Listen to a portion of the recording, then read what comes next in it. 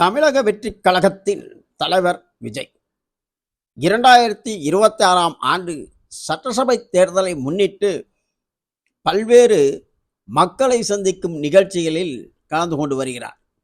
பரபரப்பான அறிக்கைகள், பரபரப்பான காட்சிகள் என அரங்கேறி வரும் நடிகர் விஜயின் தமிழக வெற்றிக் கழகம் தமிழகத்தில் பெரும் மாற்றத்தை ஏற்படுத்துமா என்பதை தேர்தல் முடிவுகள்தான் தெரிவிக்கும். இச்சூழலில் நடிகர் விஜயுடன் கூட்டணி சேர பல்வேறு கட்சிகள் முயற்சி, தங்கள் கூட்டணிக்கு வரவழைக்கவும் பல்வேறு கட்சிகள் முயற்சி.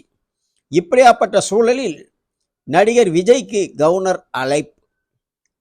சுதந்திர தினத்தை முன்னிட்டு தேநீர் விருந்துக்கு தமிழக வெற்றிக் கழக தலைவர் விஜயை கவர்னர் அழைத்துள்ளார். ஆனால் தமிழக மக்களுக்கு எதிராக செயல்படும் கவர்னரின் தேநீர் விருந்தை புறக்கணிப்பதாக தமிழக வெற்றிக் கழகம் அறிவித்துள்ளது. எனவே கவர்னர் அழைப்பை புறக்கணித்தார் விஜய்.